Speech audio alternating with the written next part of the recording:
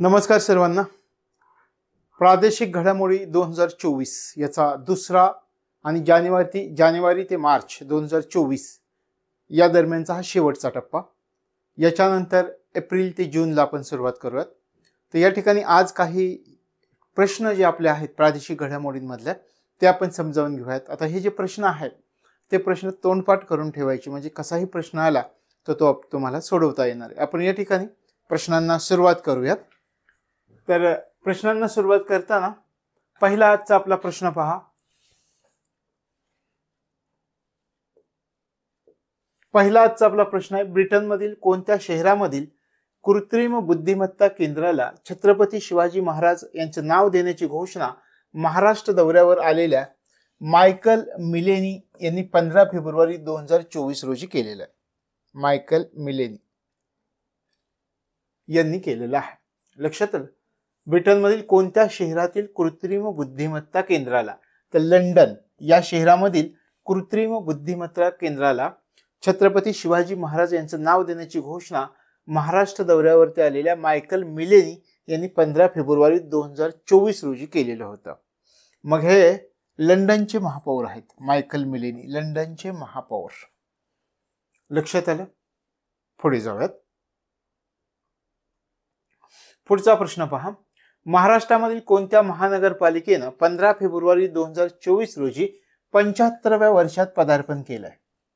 महाराष्ट्रामधील कोणत्या महानगरपालिकेनं 15 फेब्रुवारी 2024 रोजी 75व्या वर्षात पदार्पण केलंय?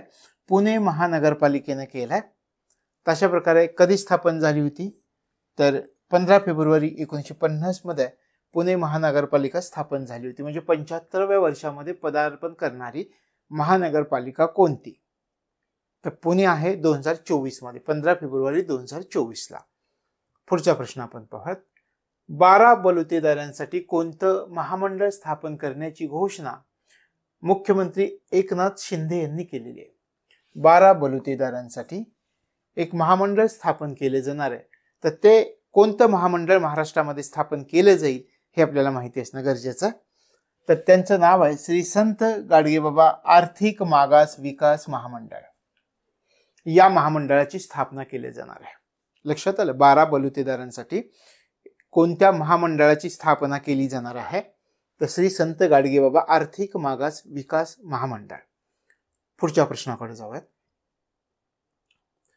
13 ते 19 फेब्रुवारी 2024 दरम्यान 63व राज्य कला प्रदर्शन कोणत्या शहरामध्ये पार पडलाय? प्रदर्शन कोणत्या शहरामध्ये पार पडलाय?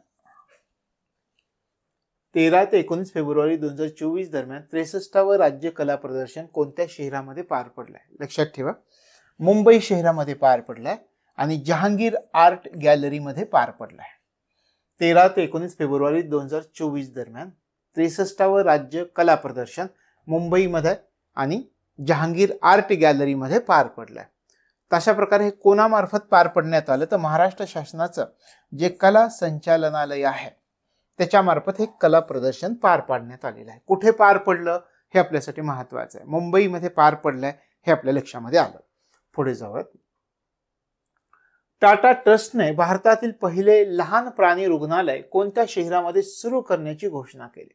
कोण सुरू करणार आहे? टाटा ट्रस्ट सुरू करणार आहे. आणि महत्वाचं काय आहे तर हे भारतामधील पहिलं लहान प्राणी रुग्णालय आहे. तशा प्रकारचं रुग्णालय कोणत्या शहरामध्ये सुरू करण्याची घोषणा केली? लक्षात आलं? आपण सुरुवातीला पाहिलं अशा प्रकारचं रुग्णालय स्थापन होणार आहे. अशा प्रकारचं रुग्णालय भारतातलं पहिलं रुग्णालय जे लहान प्राण्यांसाठी असणार आहे. कोण उभा करताय? टाटा ट्रस्ट उभा करताय. कोणत्या शहरामध्ये उभं करताय? तर मुंबई शहरामध्ये. भारतातील पहिलं लहान प्राणी रुग्णालय मुंबई. लक्षात आलं? पुढे जाऊया. AI तंत्रज्ञानात होत असलेल्या विकसनाबाबत अभ्यास करण्यासाठी आणि अत्याधुनिक तंत्रज्ञान अवगत करण्यासाठी कोणत्या शहरामध्ये एक्सलन्स सेंटरची स्थापना करण्यात येणार आहे? AI तंत्रज्ञान, आर्टिफिशियल इंटेलिजन्स, कृत्रिम बुद्धिमत्तेविषयीचं तंत्रज्ञान याचं जे विकास होत आहे त्याचा अभ्यास करण्यासाठी आणि अत्याधुनिक तंत्रज्ञान प्राप्त करण्यासाठी एका शहरामध्ये एक्सलन्स सेंटरची स्थापना केली जाते. त्या शहराचं नाव काय असं आपल्याला विचारतील. काय आहे त्या शहराचं नाव? नागपूर आहे. लक्षात आलं. आणि ह्या एक्सलन्स सेंटरची स्थापना कोणामार्फत करण्यात येणार आहे हे पण विचारतील. तर गुगलद्वारे करण्यात येणार आहे. हा महत्वाचा प्रश्न म्हणून लक्षात ठेवा. AI तंत्रज्ञानामध्ये होत असलेल्या विकसनाबाबत अभ्यास करण्यासाठी आणि अत्याधुनिक तंत्रज्ञान अवगत करण्यासाठी नागपूर शहरामध्ये एक्सलन्स सेंटरची स्थापना केली जाते आणि कोणामार्फत केली जाते? तो गुगलद्वारे केली जाते. हे लक्षात ठेवायचं आहे. लक्षात आलं. पुढे जाऊयात. कोणत्या युद्ध स्मारकाला नुकतीच 100 वर्ष पूर्ण झाली आहे? तर बॉम्बे सॅपर्स नावाचं युद्ध स्मारक आहे. या युद्ध स्मारकाला नुकतीच 100 वर्ष पूर्ण झाली. असं एखादा आलं प्रश्न तर लक्षात ठेवा की नुकतंच कोणत्या युद्ध स्मारकाला 100 वर्ष पूर्ण झालेली आहेत? तर बॉम्बे सॅपर्स नावाचं युद्ध स्मारक आहे, त्याला 100 वर्ष पूर्ण झालेली आहेत. लक्षात आलं. आपण आता ह्याचं तर या युद्ध स्मारकाची निर्मिती 1924 मध्ये करण्यात आलेली होती. आणि ह्याच्यामध्ये कोणाचं युद्ध स्मारक होतं?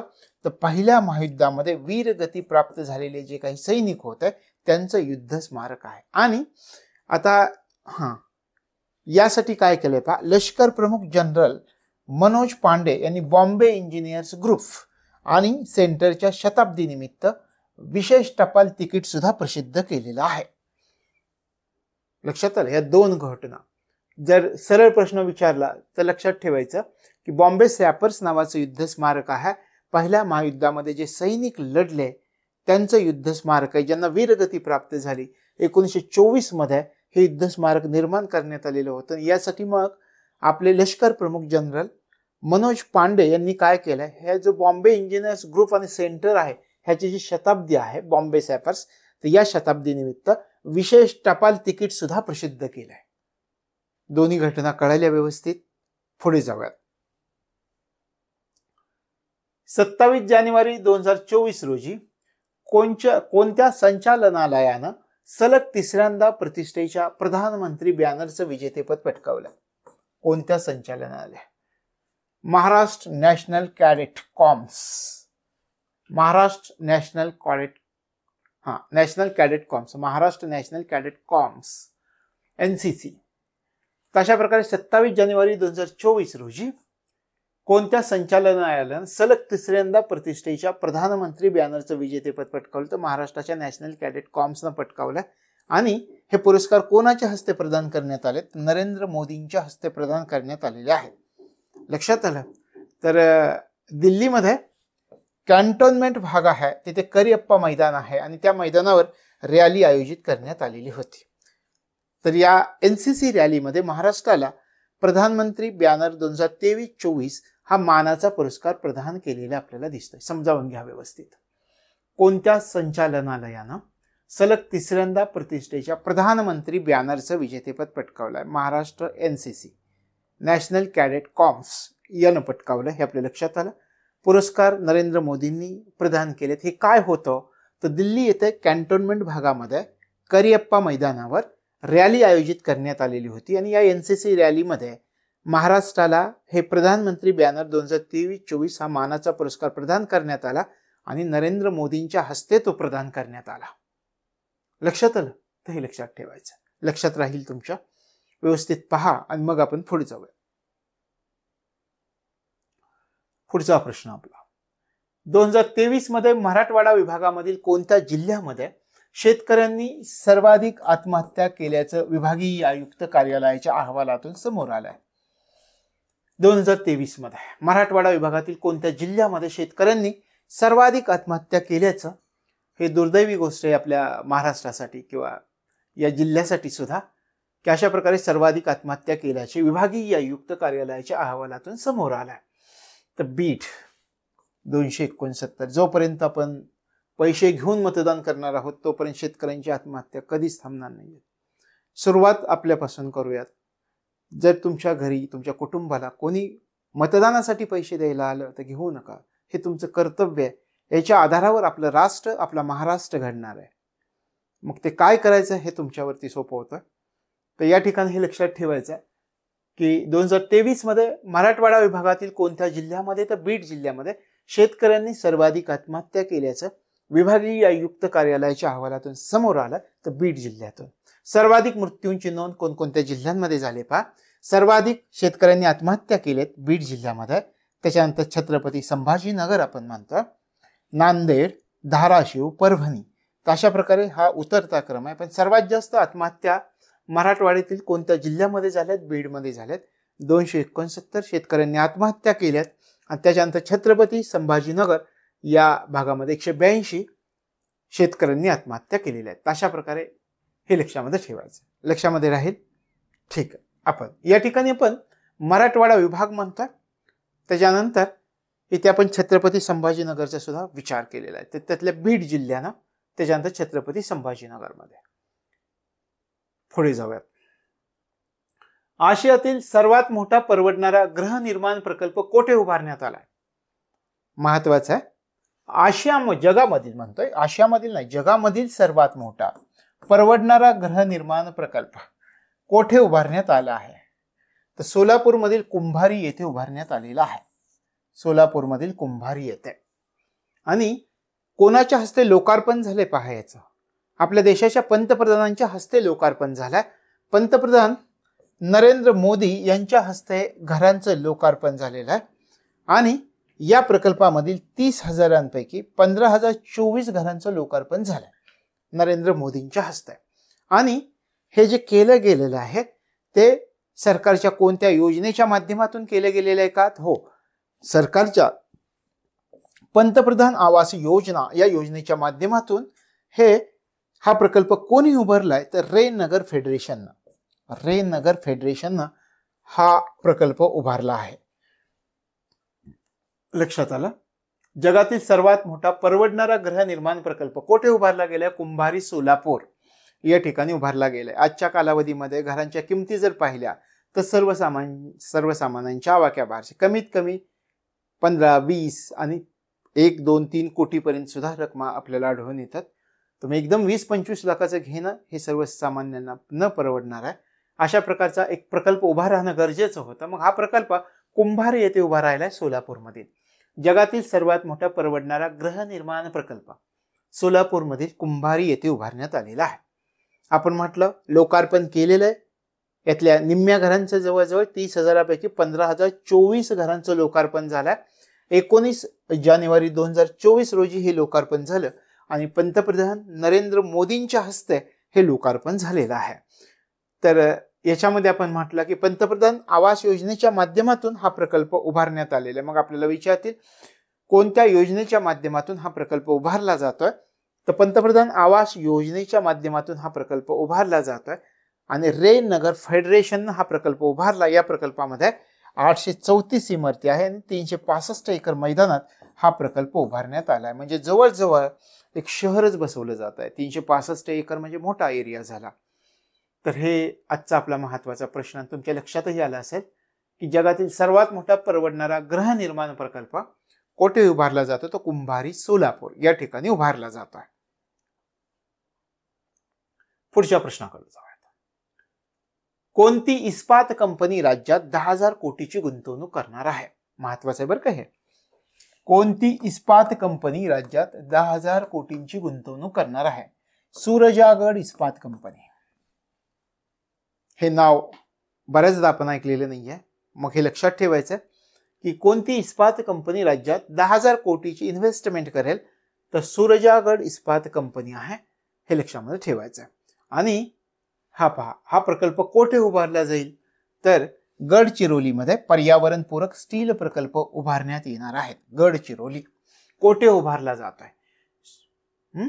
गडचिरोलीमध्ये खालीलपैकी कोणती इस्पात कंपनी आपला प्रकल्प उभारणार आहे, स्टील प्रकल्प उभारणार आहे, असा पण प्रश्न विचारतील. लक्षात आलं? कोणती? सूरजागड इस्पात कंपनी. हे लक्षात ठेवावं लागेल आपल्याला. कुठे? गडचिरोलीत. हे पण लक्षात ठेवावं लागेल. तशा प्रकारे. आणि कोणी माहिती दिली? देवेंद्र फडणवीसांनी दिले. म्हणजे माहिती ही ऑथेंटिक आहे. 16 जानेवारी 2024 रोजी माहिती दिली. आणि आता तर सध्या ते स्वतःच मुख्यमंत्री आहेत. म्हणजे हे प्रकल्प पारच पडणार आहे. कोणती इस्पात कंपनी राज्यात 10,000 कोटींची गुंतवणूक करणार आहे? सूरजागड इस्पात कंपनी. त्यानंतर गडचिरोलीत पर्यावरण पूरक स्टील प्रकल्प उभारण्यात येणार आहेत. हे लक्षात ठेवायचं. लक्षात राहील सोरजागड इस्पात कंपनी. एकदा 2 सेकंद व्यवस्थित पाहायचं, आपण समजावून सांगितलं की मग ते पटकन लक्षात राहतं. म्हणून आपण प्रश्न झाला की 2 सेकंद थांबतोय. चला पुढच्या प्रश्नावरती आपण जाऊयात. राज्यात नाविन्यपूर्ण आर्टिफिशियल इंटेलिजन्स प्रकल्प सुरू करण्यासाठी कोणादरम्यान करार झाला आहे? पहा, महत्वाचं AI आर्टिफिशियल इंटेलिजन्स कृत्रिम बुद्धिमत्ता प्रकल्प सुरू करायचा आहे आपल्या महाराष्ट्र राज्यामध्ये. तर कोणामध्ये करार झालेला आहे? कोणामध्ये करार झाला आहे थोडंसं इमेजिन करा. महाराष्ट्रामध्ये एक AI आर्टिफिशियल इंटेलिजन्स प्रकल्प सुरू होतोय, त्यासाठी कोणामध्ये करार झाला? तर महाप्रीत आणि अमेरिका स्थित प्रिडिक्शन्स यांच्यामध्ये करार झाला. महाप्रीत आणि प्रिडिक्शन्स यांच्यामध्ये करार झालेला आहे. लक्षात आलं. उद्देश काय? महाराष्ट्र राज्यामध्ये आर्टिफिशियल इंटेलिजन्स हब करणं महत्वाची गोष्ट आहे. म्हणजे सरकार विकासाकडे वाटचाल करतंय नक्की असं आपल्या लक्षात येत आहे, कारण हे गरजेचं आहे. पुढच्या कालावधीमध्ये जग बदलतंय, बदलत्या जगाप्रमाणे आपणही बदलणं गरजेचं आहे. प्रत्येक तंत्रज्ञानामध्ये आपण सक्षम होणं गरजेचं आहे. प्रत्येक तंत्रज्ञानामध्ये जगामध्ये अग्रेसर असणं आपण गरजेचं आहे आणि प्रत्येक तंत्रज्ञानामध्ये जगाची बाजारपेठ आपल्याला मिळवणं गरजेचं आहे. मग ही गोष्ट महत्वाची आहे. महाराष्ट्र राज्यात आर्टिफिशियल इंटेलिजन्स हब करणं हा उद्देश आहे. आणि मग ह्या करार झालाय किती कोटी रुपयांचा झालाय? 4000 कोटी रुपयांचा करार. कोठे करार झालाय? दाहोस येथे करार करण्यात आलेला आहे. 16 जानेवारी 2024 रोजी करार करण्यात आला. देशात अशा प्रकारचा हा पहिलाच प्रकल्प आहे. म्हणजे आणखी महत्व वाढतंय या प्रश्नाचं देशात. आणि तुम्हाला विधानामध्ये जे दिलं की देशात हा अशा प्रकारचा पहिलाच प्रकल्प आहे, तर आपल्या लक्षात आलं पाहिजे की आहे. आता एक चिंतन करूयात आपण थोडंसं. राज्यात नाविन्यपूर्ण आर्टिफिशियल इंटेलिजन्स प्रकल्प सुरू करण्यासाठी करार झालाय. आता एक माहिती आपण ऐकली, आर्टिफिशियल इंटेलिजन्स करार सुरू करायचा आहे. हा प्रकल्प सुरू करायचा आहे. अशा प्रकारचा प्रकल्प प्रथम महाराष्ट्रामध्ये तयार होत आहे. देशात अशा प्रकारचा पहिलाच प्रकल्प असणार आहे, महाराष्ट्रामध्ये तयार होतोय. ठीक आहे. मग आपण विचार केला कोणामध्ये करार? महाप्रीत प्रिडिक्शन्स यांच्यामध्ये करार झालाय. कोठे झालाय? दाहोस येथे. किती कोटी रुपयांचा झालाय? 4000 कोटी रुपयांचा झालाय. काय उद्देश आहे? महाराष्ट्र राज्याला आर्टिफिशियल इंटेलिजन्सचा हब बनवायचा आहे. आणि मग कधी करार झाला? 16 जानेवारी 2024 मध्ये करार झाला. देशात अशा प्रकारचा पहिलाच प्रकल्प आहे. 2 ते 3 सेकंदात व्यवस्थित नजर टाकायच्या होती. लगेच आपण पुढे जाऊया. पुढच्या प्रश्नाकडे जाऊयात. कोणत्या अश्वांना राष्ट्रीय पशु अनुवंशिक केंद्राद्वारे स्वतंत्र प्रजातीची अधिकृत मान्यता मिळालेली आहे? कोणत्या अश्वांना राष्ट्रीय पशु अनुवंशिक केंद्राद्वारे स्वतंत्र प्रजातीची अधिकृत मान्यता मिळालेली आहे? मराठ्यांच्या साम्राज्याशी संबंधित हा पशु आहे, अश्व आहे, म्हणून हे महत्वाचं आहे. कदाचित याविषयी काही जणांना, खूप कमी जणांना माहीत असेल अशा प्रकारच्या अश्वाविषयी, आणि काही जण अजून ह्याचं नाव पण ऐकलेलं नसेल, तर हे लक्षात ठेवायचं. भीमथडी नावाचा अश्व आहे, भीमथडी. तर या अश्वांना राष्ट्रीय पशु अनुवंशिक केंद्राद्वारे स्वतंत्र प्रजातीची अधिकृत मान्यता मिळाली. भीमथडी काय महत्व आहे? भीमथडी जे अश्व आहे, हा घोडा आहे, तो मराठा साम्राज्यातील घोडदळाचा अविभाज्य भाग होता. भीमथडी अश्व मराठी साम्राज्यामधील घोडदळाचा अविभाज्य भाग होता. असं विधान खाली देऊन तुम्हाला विचारलं जाईल किंवा सांगितलं जाईल की बाबा हे जे अश्व आहे ते मराठी साम्राज्यातील घोडदळाचा अविभाज्य भाग होता. लक्षात आलं. आणि या अश्वांच्या प्रजातीचा जन्म महाराष्ट्रामधील कोणत्या नदीच्या काठी? भीमा नदीच्या काठी झालेला होता. आणि हे अश्व दख्खनच्या पठारावर पुणे, सातारा, सोलापूर, नगर, सांगली आणि कोल्हापूर या जिल्ह्यामध्ये आढळून येतं. तशा प्रकारे आता तुमच्या लक्षात आलं असेल की ह्या अश्वाचं महत्व काय आहे. मराठी साम्राज्यातील घोडदळाचा अविभाज्य भाग. मग या अश्वाला त्याचं नाव भीमथडी. या भीमथडी अश्वांना राष्ट्रीय पशु अनुवंशिक केंद्राद्वारे स्वतंत्र प्रजातीची अधिकृत मान्यता मिळालेली आहे. कोणत्या नदीच्या काठी जन्म झाला या अश्वांचा? भीमा नदीच्या काठी. 1-2 सेकंद पाहून घ्या, पुढे जाऊयात.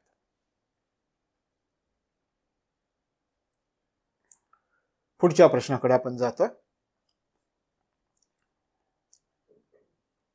धारावी पुनर्विकास प्रकल्प प्रायव्हेट लिमिटेड मार्फत कोणत्या धर्तीवर धारावीचा विकास करण्याचा निर्णय घेतलाय?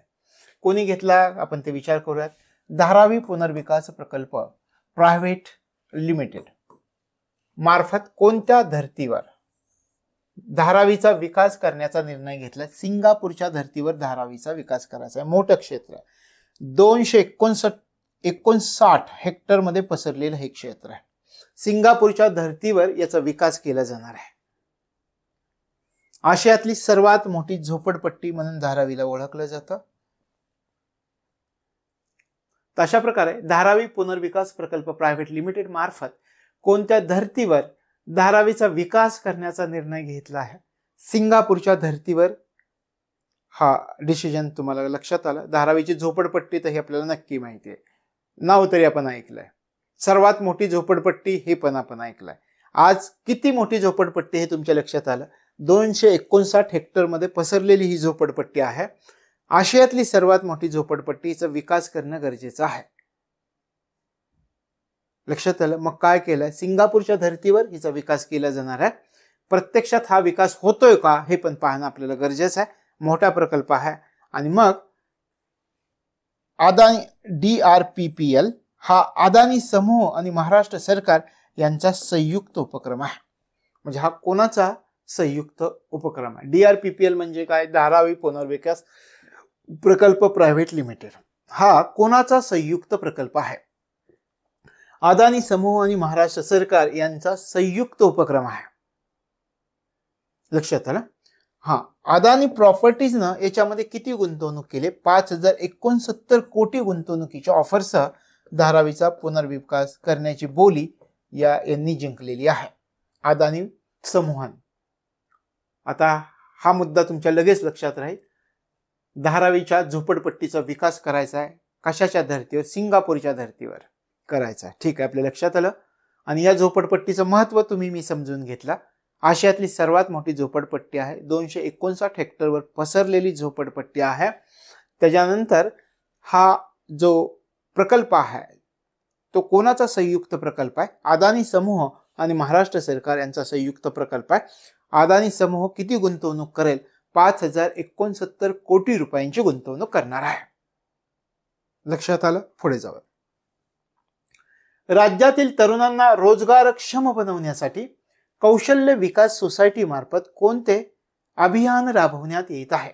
अभियान, इथे अभियान आहे. अभियान कोणतं अभियान राबवण्यात येत आहे? लक्षात आलं. राज्यातील तरुणांना काय करायचंय? उद्देश काय? राज्यातील तरुणांना रोजगारक्षम बनवायचं. यासाठी कौशल्य विकास सोसायटी मार्फत कोणतं अभियान राबवलं जातं? तर प्रमोद महाजन कौशल्य व उद्योजकता विकास अभियान राबवलं जात आहे. राज्यातील तरुणांना रोजगारक्षम बनवण्यासाठी कौशल्य विकास सोसायटी मार्फत कोणतं अभियान? प्रमोद महाजन कौशल्य उद्योजकता विकास अभियान राबवलं जात आहे. आता हे काय आहे हे आपल्याला समजावून घेणं गरजेचं आहे. याच्यावरती प्रश्न येऊ शकतो. आपल्याला काय म्हटलंय? राज्यातील तरुणांना रोजगारक्षम बनवायचं आहे. मग कोणत्या वयोगटातील व्यक्तींना रोजगारक्षम बनवायचं हे अगोदर कळलं पाहिजे. मग पहा, या माध्यमातून काय केले जाणार आहे? 15 ते 45 वयोगटातील व्यक्तींना रोजगारक्षम बनवायचे. म्हणजे पहिली फॅक्ट आपल्या लक्षात आली की हे जे अभियान राबवलं जाणार आहे या अभियानामधून कोणत्या वयोगटातील व्यक्तींना रोजगारक्षम बनवलं जाणार आहे? पहिल्या प्रश्नाचं आपले उत्तर मिळालं. 15 ते 45 वयोगट यांना रोजगारक्षम बनवायचे. मग यासाठी कशा प्रकारे हा कार्यक्रम राबवला जाणार आहे? कुठे राबवला जाणार आहे? हे आपला दुसरा प्रश्न आहे. मग 100 महाविद्यालयांमध्ये कौशल्य विकास केंद्र सुरू करण्याची घोषणा करण्यात आलेली. ठीक आहे, हे करायचं आहे, आपल्याला रोजगार मिळवून द्यायचा आहे. मग मी तुम्हाला काय सांगितलं होतं? एखाद्या कंपनीमध्ये तुम्हाला काम करायचं आहे तर त्या कंपनीला जे स्किल आवश्यक आहे काम करण्यासाठी ते स्किल तुमच्याकडे असणं गरजेचं आहे. आणि आपण नुसतंच ग्रॅज्युएट झालोय, बाहेर आलोय, कोणतंही स्किल घेतलं नाही, आपण जर असं म्हणायला लागलो की मी बेरोजगार आहे, मी बेरोजगार आहे, पण स्वतःला कधीतरी असं विचारण्याची गरज आहे, मी बेरोजगार आहे कारण माझ्याकडे कोणतं स्किल आहे का? मी ते स्किल घेऊ शकतो का? आणि प्रामाणिकपणे ते 1 ते 1.5 वर्षांमध्ये मला ते स्किल घेता येईल का? ते स्किल घेतल्यानंतर जर तुम्ही म्हटला की मी बेरोजगार आहे तर मग ती वेगळी गोष्ट आहे. पण ज्याच्याकडे स्किल आहे तो तिथे जाऊन काम करणार, त्याला काम मिळणारच, हा आतापर्यंतचा इतिहास सुद्धा आहे. मग या ठिकाणी काय केलं यांनी की 15 ते एक टार्गेट ठेवलं की 15 ते 45 वयोगटामधील व्यक्तींना आपल्याला रोजगारक्षम बनवायचंय. मग त्यांनी विचार केला की 15 म्हणतोय आपण, मग सुरुवात कुठून करावी लागेल. मग त्यांच्या लक्षात आलं आपल्याला महाविद्यालयांमध्ये जावं लागेल, तिथे कौशल्य विकास केंद्र सुरू करावी लागतील, म्हणजे विद्यार्थी तेथून जे स्किल स्वतःकडे घेतील, स्वतःमध्ये डेव्हलप करतील, त्याच्या माध्यमातून या कंपन्यांना जे स्किल लागणार आहे ते स्किल त्यांना पुरवता येईल. स्किल डेव्हलप्ड पर्सन्स, या कौशल्यक्षम व्यक्ती, तरुण, त्यांना आपल्याला पुरवता येतील. त्यांना जे हवंय ते मिळालं तर ते घेणार आहेत. अशा प्रकारे 100 महाविद्यालयांमध्ये कौशल्य विकास केंद्र सुरू करण्याची घोषणा करण्यात आलेली आहे. आता पहा, हे कोणी घोषणा केली? मंगल प्रभात लोढा यांनी घोषणा केली. घोषणा कोणी केली आहे? मंगल प्रभात लोढा. कोण आहेत हे?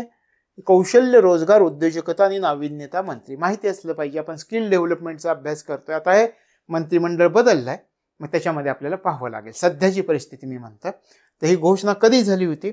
1 जानेवारी 2024 रोजी.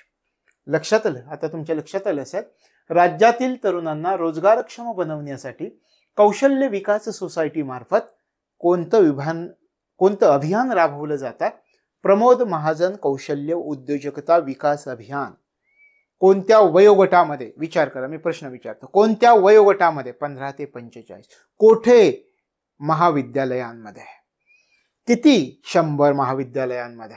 काय केलं सुरू जाणार आहे महाविद्यालयांमध्ये? कौशल्य विकास केंद्र सुरू केले जाणार आहे. त्याच्यानंतर हे घोषणा कोणी केली होती? मंगल प्रभात लोढा, 1 जानेवारी 2024. लक्षात आलं? तर असा हा प्रश्न एकदा 2 सेकंद तुम्ही व्यवस्थित पहा, म्हणजे चर्चा झाली ती एकदा पाहिलं की ते लक्षात राहतं. तर मग आपण आता पुढच्या प्रश्नाकडे जातो. आपला पुढचा प्रश्न कोणता आहे ते पहा. कोणत्या नगर परिषदेनं स्मार्ट कॅफे टॉयलेटची निर्मिती केली? हे लक्षात ठेवा. स्मार्ट कॅफे टॉयलेट ची निर्मिती केली कोणत्या नगर परिषदेनं? वर्धा जिल्ह्यामधील हिंगणघाट नगर परिषदेनं स्मार्ट कॅफे टॉयलेटची निर्मिती केलेली. स्मार्ट कॅफे टॉयलेट ची निर्मिती करणारी नगर परिषद कोणती आहे? हिंगणघाट नगर परिषद. कोणत्या जिल्ह्यामध्ये आहे? वर्धामध्ये आहे. लक्षात आलं? Smart cafe toilet. ठीक आहे. राज्यातील अशा प्रकारचा हा पहिला प्रयोग आहे आणि 10 लाख रुपये खर्चून म्हणजे बांधण्यात आलाय. म्हणजे केवळ 10 लाख रुपये असं म्हटलं गेलं. फक्त 10 लाख रुपये खर्चून हा प्रकल्प बांधण्यात आलेला आहे. लक्षात आलं? स्मार्ट कॅफे टॉयलेटची निर्मिती कोणत्या नगर परिषदेनं केलेली आहे? कोणती? ऑप्शन मध्ये इमेजिन करायचं कोणती नगर परिषद येईल, म्हणजे तो प्रश्न कधीच चुकत नाही. इमेजिन करा, हिंगणघाट नगर परिषद हा ऑप्शन 4 ऑप्शन मध्ये तुम्हाला दिला आहे. मग तो कोणत्या जिल्ह्यात? वर्धा जिल्ह्यात. लक्षात राहिलं? Smart cafe toilet. राज्यातील अशा प्रकारचा पहिलाच प्रयोग कोणत्या नगर परिषदेमध्ये करण्यात आला असं पण विचारतील.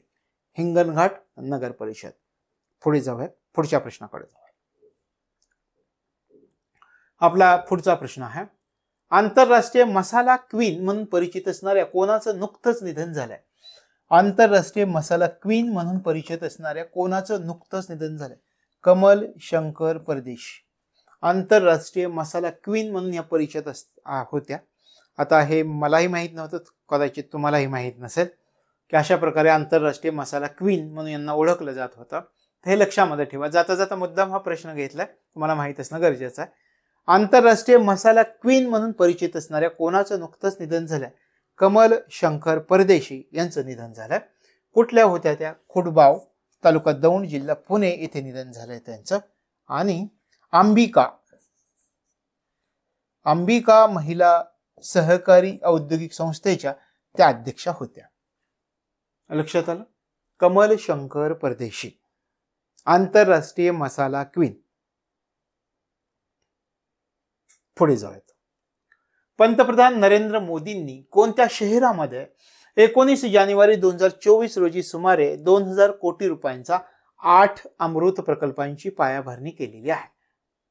पंतप्रधान नरेंद्र मोदींनी कोणत्या शहरामध्ये 19 जानेवारी 2024 ला सुमारे 2000 कोटी रुपयांच्या 8 अमृत प्रकल्पांची पायाभरणी केलेली. 8 अमृत प्रकल्पांची पायाभरणी सोलापूरमध्ये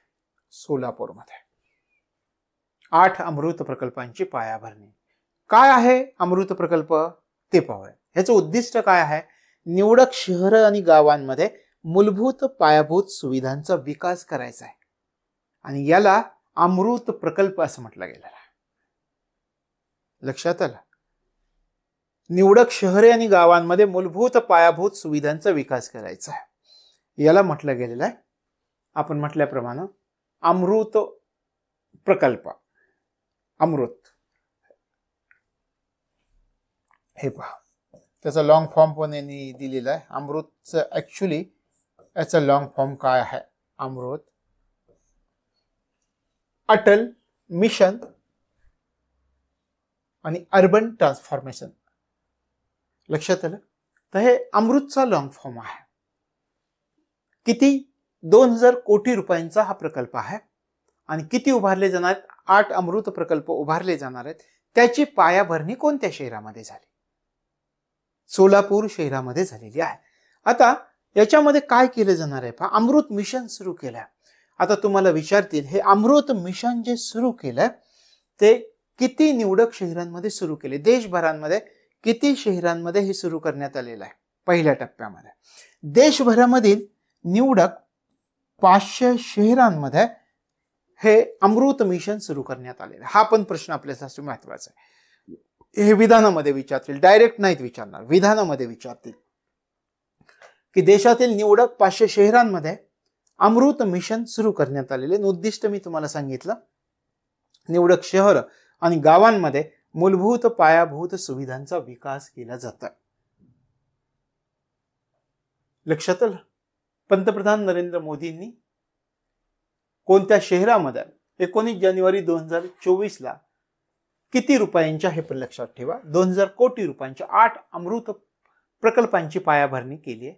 कोणत्या शहरापासून ही सुरुवात झाली आहे? सोलापूर शहरापासून झाले. देशातील किती शहरांमध्ये हे अमृत मिशन सुरू केले जाणार आहे? 100, 200, 400, 500. तर 500 शहरांमध्ये हे अमृत मिशन सुरू होत आहे. उद्दिष्ट आहे निवडक शहर आणि गावांमध्ये मूलभूत पायाभूत सुविधांचा विकास करायचा आहे. म्हणजे अमृत मिशन कशाशी संबंधित आहे? किंवा आणखी एक प्रश्न आपल्याला स्वतःला तयार करता येतं की निवडक शहर आणि गावांमध्ये मूलभूत पायाभूत सुविधांचा विकास करण्यासाठी सरकारनं खालीलपैकी कोणतं मिशन सुरू केलंय? कोणतं अभियान सुरू केलंय? अमृत मिशन सुरू केलेलं आहे. लक्षात आलं? अशा वेगवेगळ्या प्रकारे एखादा प्रश्न अभ्यासला व परीक्षेमध्ये तो आपल्याला सोपा वाटायला लागतो. तर हे पाहून घ्या एकदा 2 ते 3 सेकंदामध्ये, म्हणजे हे तुमचं इथेच तोंडपाठ होईल.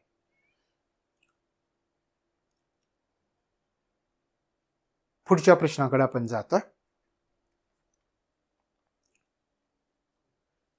सूर्या प्रादेशिक पाणी पुरवठा योजना कोणत्या महापालिकेमध्ये राबवण्यात येत आहे? सूर्या प्रादेशिक पाणी पुरवठा योजना सध्या चर्चेत आहे. मग ही कोणत्या महापालिकेमध्ये राबवण्यात येत आहे? वसई विरार महापालिका. सूर्या प्रादेशिक पाणी पुरवठा योजना कोणत्या महापालिकेमध्ये राबवण्यात येत आहे? वसई विरार महापालिका. या योजनेसाठी 1975 कोटी रुपये खर्च आला होता. हे महत्वाचं नाही आहे. महत्वाचं काय आहे तर सूर्या प्रादेशिक पाणी पुरवठा योजना कोणत्या महापालिकेमध्ये राबवली जाते? सरळ स्पष्ट लक्षामध्ये ठेवा, वसई विरार महापालिका या ठिकाणी राबवली जाते. त्यानंतर पहा पुढचा प्रश्न. उपमुख्यमंत्री देवेंद्र फडणवीस, त्यावेळेचे उपमुख्यमंत्री, सध्या मुख्यमंत्री आहेत, हे देवेंद्र फडणवीस यांना 26 डिसेंबर 2023 ला कोयासन विद्यापीठाची मानद डॉक्टरेट पदवी प्रदान करण्यात आली. हे विद्यापीठ कोणत्या देशामधील आहे? जपान मधलं आहे. जपान. आता 2-3 प्रश्न याच्यामधून तयार होतील, 2 तर नक्की होतील. देवेंद्र फडणवीस यांना कोणत्या विद्यापीठाची मानद डॉक्टरेट पदवी प्रदान करण्यात आलेली आहे? महत्वाचं आहे. कोणत्या? सध्या मुख्यमंत्री आणि अशा प्रकारचा प्रश्न विचारला जाऊ शकतो. उपमुख्यमंत्री देवेंद्र फडणवीसांना कोणत्या विद्यापीठाची मानद डॉक्टरेट पदवी प्रदान करण्यात आलेली आहे? कोणत्या विद्यापीठ? कोयासन विद्यापीठ. पुन्हा विचारा, कोयासन विद्यापीठ कुठलं आहे? जपानचं आहे. लक्षात आलं? तर हा कार्यक्रम कुठे पार पडला? तर मुंबई विद्यापीठाच्या जहांगीर कावसजी सभागृहामध्ये हा कार्यक्रम पार पडलेला आहे. बघून घ्या एकदा, थोडा विचार करा. देवेंद्र फडणवीस समोर ना मानद डॉक्टरेट पदवी प्रदान झाली आहे. स्वतःला विचारा, कोणी दिलेली? कोणत्या विद्यापीठानं? कोयासन विद्यापीठानं दिली आहे. हे विद्यापीठ कुठलं हे विचारा. जपानचं आहे. हा कार्यक्रम कुठे पार पडला हे स्वतःला विचारा. मुंबई विद्यापीठाच्या जहांगीर कावसजी सभागृहात हा कार्यक्रम पार पडलेला आहे. लक्षात आलं? पाहून घ्या पुढचं. पुढच्या प्रश्नाकडे आपण चाललोय.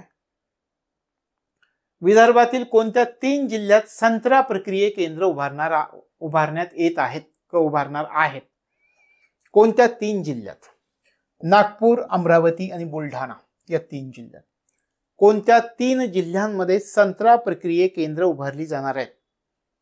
महत्वाचं आहे, नागपूर, अमरावती आणि बुलढाणा या ठिकाणी संत्रा प्रक्रिया केंद्रांची उभारणी केली जाणार आहे. तशा प्रकारे हे लक्षामध्ये ठेवायचं. प्रकल्प कोठे होणार आहेत पहा. नागपूर जिल्ह्यात कोठे कोठे, अमरावती जिल्ह्यात कोठे कोठे आणि बुलढाणा जिल्ह्यात कोठे कोठे. या 3 जिल्ह्यात ही संत्रा प्रक्रिया केंद्र उभारली जातील. नागपूर जिल्ह्यातील कोणती ठिकाण आहेत पहा. नागपूर जिल्ह्यामधील नागपूर, काटोल, कळमेश्वर. अमरावती जिल्ह्यात मोर्शी, बुलढाणा जिल्ह्यात संग्रामपूर. तशा प्रकारे हा प्रकल्प या 3 जिल्ह्यांमध्ये कोठे कोठे राबवला जाईल, कोठे कोठे त्याची केंद्र असणार आहेत. नागपूर जिल्ह्यात 3 केंद्र आहेत, नागपूर, काटोल, कळमेश्वर येथे. अमरावती जिल्ह्यातलं मोर्शी आहे, बुलढाणा जिल्ह्यातलं संग्रामपूर आहे. तशा प्रकारे लक्षामध्ये ठेवायची.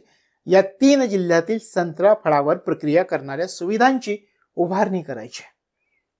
लक्षात आलं? हे ठिकाणं सुद्धा लक्षात ठेवायची. नागपूर जिल्ह्यातील 3 कुठली? नागपूर, काटोल, कळमेश्वर. अमरावती जिल्ह्यातील कोणतं? मोर्शी. बुलढाणा जिल्ह्यातलं कोणतं? संग्रामपूर. तशा प्रकारे. तर हे प्रश्न, विदर्भातील कोणत्या 3 जिल्ह्यात संत्रा प्रक्रिया केंद्र उभारली जातील? नागपूर, अमरावती आणि बुलढाणा या जिल्ह्यांमध्ये संत्रा प्रक्रिया केंद्र उभारली जातील. एकदा पाहून घ्या हा प्रश्न.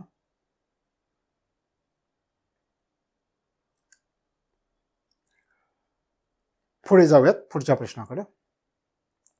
कोणत्या परिसरातील 124 गावांमध्ये 3री मुंबई उभारण्याची घोषणा करण्यात? 3री मुंबई म्हणजे एक आहे मुंबई, दुसरी आहे नवी मुंबई, आता 3री मुंबई उभारली जाते. कुठल्या परिसरामध्ये? कोणत्या परिसरातील 124 गावांमध्ये 3री मुंबई उभारण्याची घोषणा करण्यात आली? पनवेल, उरण परिसरामध्ये 3री मुंबई उभारली जाणार आहे. लक्षात आलं? मुंबई, नवी मुंबई नंतर आता 3री मुंबई कोणत्या परिसरामध्ये उभारण्यात येते? पनवेल, उरण परिसरामध्ये उभारण्यात येते. आणि 124 गावांमध्ये ही 3री मुंबई उभारली जाते. लक्षात आलं? पुढे जाऊ. MSME तंत्रज्ञान केंद्राची पायाभरणी कोणत्या शहरामध्ये करण्यात आली? महत्वाचं आहे बरं का, हे स्टार करून ठेवा. MSME तंत्रज्ञान केंद्राची, MSME टेक्नॉलॉजी सेंटर याची पायाभरणी कोणत्या शहरामध्ये करण्यात आली? सिंधुदुर्ग.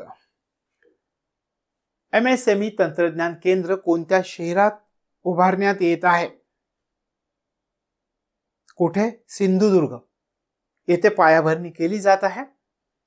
आता केंद्रीय सूक्ष्म, लघु आणि मध्यम उद्योग मंत्री नारायण राणेंनी यांच्या हस्ते पायाभरणी केलेली आहे. हे विषय सोडून द्यायचा, आपण वरचं आपण पाहूयात. MSME तंत्रज्ञान केंद्राची पायाभरणी कोणत्या शहरामध्ये झाली? सिंधुदुर्ग मध्ये झालेली आहे. लक्षात आलं? महत्वाचा आहे प्रश्न, हा पाठ असला पाहिजे तुमचा. पुढे जाऊयात. हा प्रश्न पहा. शिक्षण हक्क कायद्याअंतर्गत खाजगी शाळांमधील किती टक्के राखीव जागांवरील प्रवेशासाठी प्राथमिक शिक्षण संचालनालयानं किमान आणि कमाल वयोमर्यादा निश्चित केलेली आहे?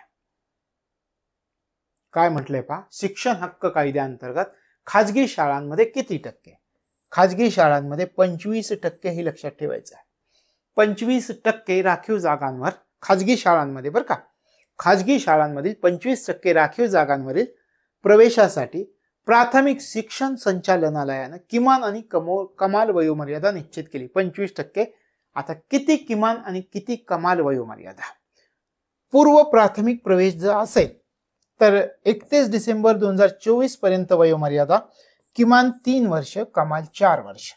पूर्व प्राथमिक प्रवेशासाठी, पहिलीसाठी प्रवेश असेल तर वयोमर्यादा 7 वर्ष 5 महिने राहणार आहे. ताशी वयोमर्यादा निश्चित करण्यात आलेली आहे. लक्षात आलं? शिक्षण हक्क कायद्याअंतर्गत कोणत्या शाळांमध्ये हे विचार करा. खाजगी किती टक्के? 25%. राखीव जागांवर प्रवेशासाठी प्राथमिक शिक्षण संचालनालयानं किमान आणि कमाल वयोमर्यादा निश्चित केली आहे. 25% आपल्याला कळालं. पूर्व प्राथमिक प्रवेशासाठी किमान 3, कमाल 4 वर्ष. पहिलीसाठी वयोमर्यादा 7 वर्ष 5 महिने पाहिजे. तशा प्रकारची वयोमर्यादा निश्चित करण्यात आली. एकदा पाहून घ्या 5 सेकंद. पुढे जाऊयात आपण.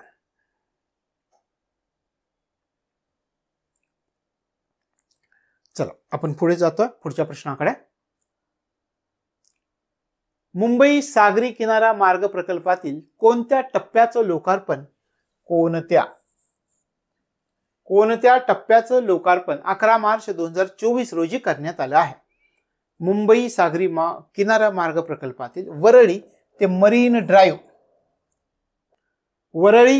ड्राईव्ह या टप्प्याचं लोकार्पण 11 मार्च 2024 रोजी करण्यात आलंय. लक्षात आलं? कोणत्या टप्प्याचं? कुठला?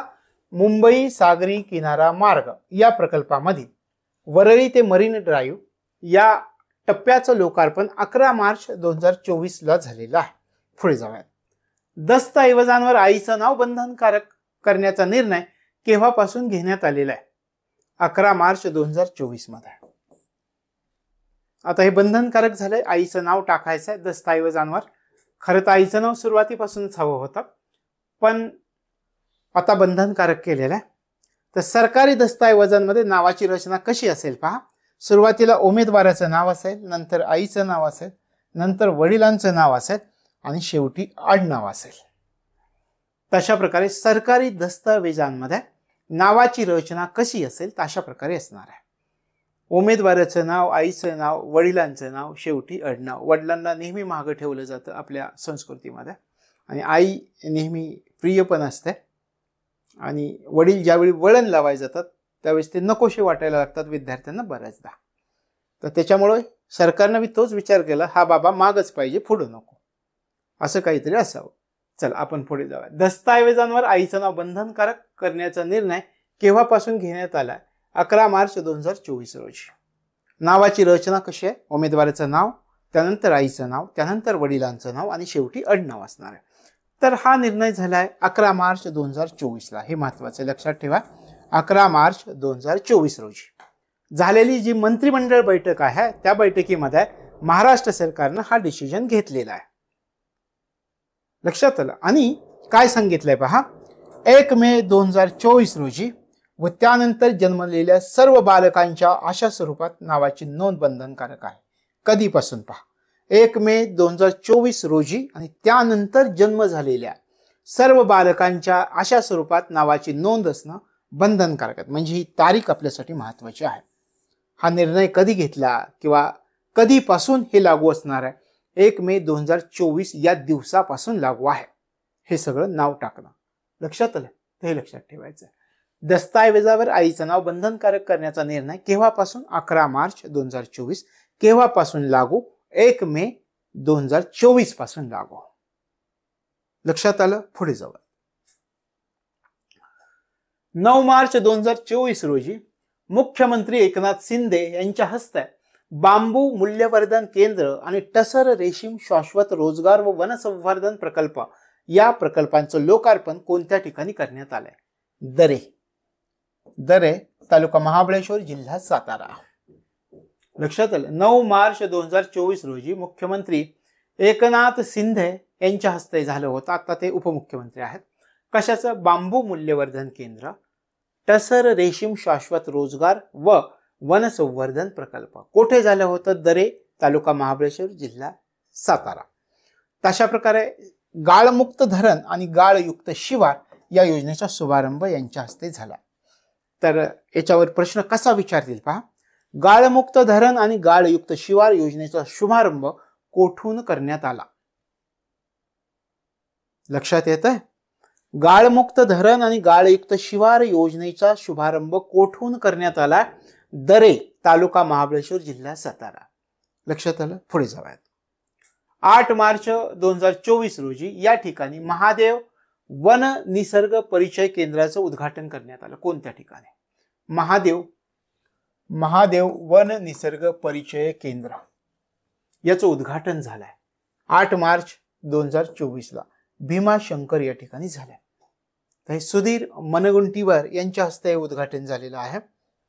पहिल्यांदा हे उद्घाटन झालंय. मग या उद्घाटनामुळे काय साध्य होणार आहे हे पण आपण पाहूयात. सुरुवातीला कोठे उद्घाटन झालं ते पहा.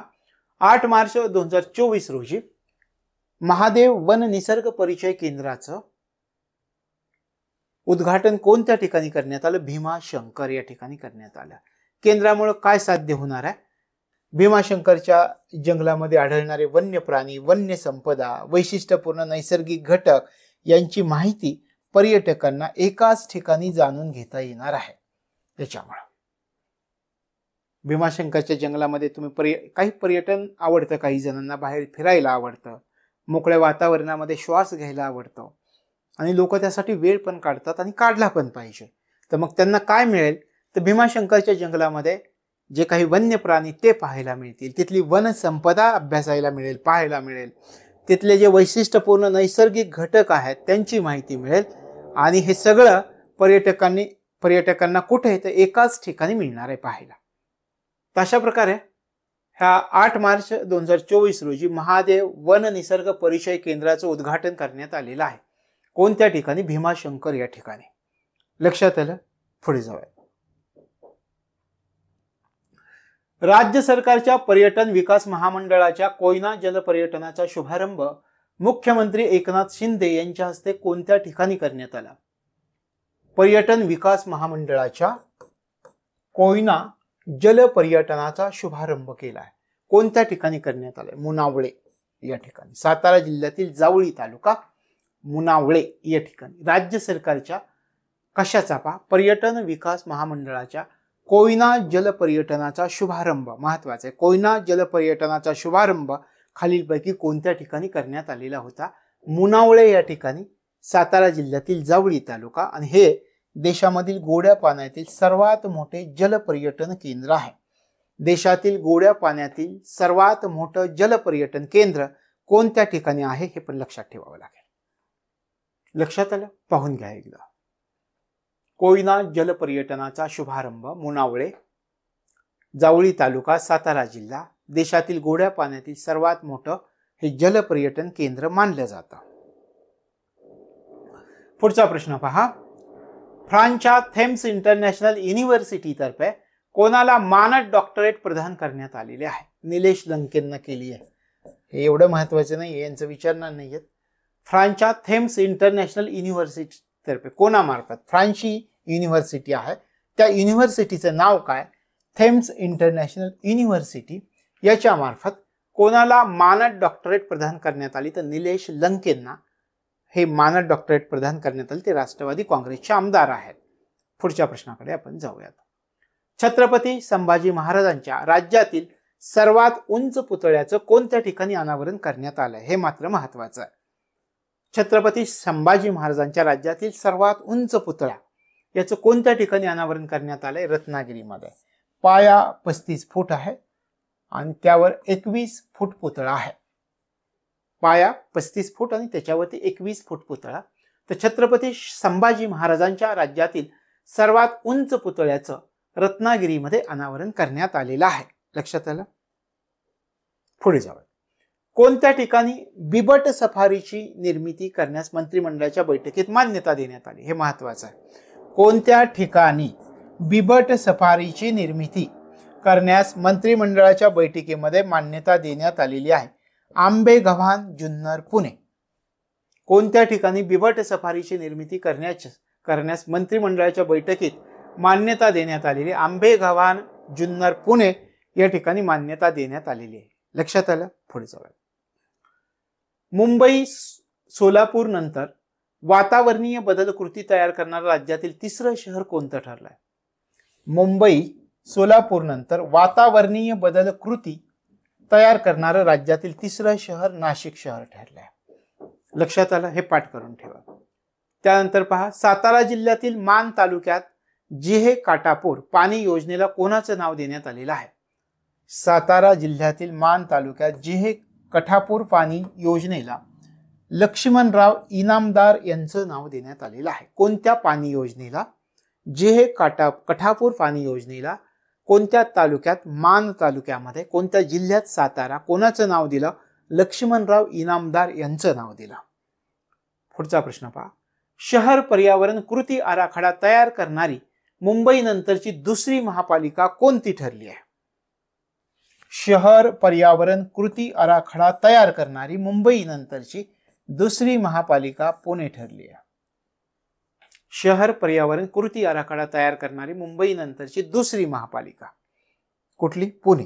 महत्वाचं लक्षात ठेवा. त्यानंतर कोणत्या ठिकाणी आद्य क्रांतिगुरु लहुजी वस्ताद साळवे स्मारकाचं 2 मार्च 2024 रोजी भूमिपूजन झालं? आद्य क्रांतिगुरु लहुजी वस्ताद साळवे या स्मारकाचं 2 मार्च 2024 ला भूमिपूजन झालंय. संगमवाडी पुणे या ठिकाणी भूमिपूजन झालंय. मराठी भाषा गौरव दिनानिमित्त 27 फेब्रुवारी 2024 ला महाराष्ट्र राज्य विधिमंडळाच्या मध्यवर्ती सभागृहात कोणत्या कार्यक्रमाचं आयोजन करण्यात आलं? मराठी भाषा गौरव दिनानिमित्त म्हणजे मराठी भाषा गौरव दिन कधी साजरा केला गेला? 27 फेब्रुवारी. हे लक्षात ठेवायचं. डायरेक्ट हे पण विचारते. मराठी भाषा गौरव दिन कधी साजरा? 27 फेब्रुवारी 2024 रोजी महाराष्ट्र राज्याच्या विधिमंडळाच्या मध्यवर्ती सभागृहात एका कार्यक्रमाचं आयोजन करण्यात आलं. कुसुमाग्रज साहित्य जागर हा कार्यक्रमाचं आयोजन करण्यात आलेलं होतं. लक्षात आलं? तर हे आजचे आपलं लेक्चर प्रादेशिक घडामोडींचं, आणि याच बरोबर तुमच्या जानेवारी ते मार्च 2024 या दरम्यानच्या सर्व प्रादेशिक घडामोडी या ठिकाणी संपलेल्या आहेत. मग आपण महत्वाचे टप्पे पार पडले. राष्ट्रीय झाले, आंतरराष्ट्रीय झाले, प्रादेशिक झाले जानेवारी ते मार्च. लक्षात आलं? राजकीय घडामोडी पण आपल्या सगळ्या संपलेल्या आहेत. त्याच्यानंतर विज्ञान अभियांत्रिकी, संरक्षण विषयक घडामोडी, अंतरिक्ष घडामोडी ह्या पण आपल्या सगळ्या संपलेल्या आहेत या ठिकाणी. अजून कोणकोणत्या काही आपले पुरस्कार झालेले आहेत. स्पोर्ट्स हे पण आपलं पूर्ण संपलेलं आहे जानेवारी ते मार्च 2024 पर्यंतचा. तशा सगळे टप्पे आपण पूर्ण केलेत. आता या ठिकाणी हा टप्पा पूर्ण झाला. पुढच्या टप्प्यापासून जे काही मिसलेनियसचे लेक्चर्स आहेत, म्हणजे काही अहवाल आहेत, काही योजना आहेत, काही समित्या आहेत, तर त्या वेगवेगळ्या आपण अभ्यासाला सुरुवात करून तेही आपण संपवून टाकूयात. एक 6 ते 7 दिवसांमध्ये, म्हणजे जानेवारी ते मार्च हा टप्पा पूर्ण होईल. आणि मग आपल्याला काय की एप्रिल ते जूनचा टप्पा घेऊन पुढे जाता येईल. आणि फेब्रुवारी एंडपर्यंत आपण पूर्ण जानेवारी ते डिसेंबर 2024 पूर्ण वर्षाच्या घडामोडी आपल्या तिथे संपलेल्या असतील. तर आजचं हे लेक्चर आपल्या या ठिकाणी संपत आहे. पण त्याच्या अगोदर एक गोष्ट सांगतो, हे सगळं PDF समोर ठेवून करा, तुमचं तोंडपाठ होईल. लक्षात आलं? PDF मिळत नसतील तसं कॉन्टॅक्ट करून स्वतः मागवून घ्यायची ही जबाबदारी तुमची आहे. कारण कोणाकडे आहेत, कोणाकडे नाहीत, कोणाला मिळाल्या नाहीत, हे इथे मला लक्षात येणार नाही. तर त्या मागून घ्या तुम्ही, तुम्हाला लगेच पाठवल्या जातील. या ठिकाणी आज आपण थांबतो. भेटूयात पुढच्या भागामध्ये. तोपर्यंत तुम्हाला तुमच्या अभ्यासासाठी मनापासून शुभेच्छा.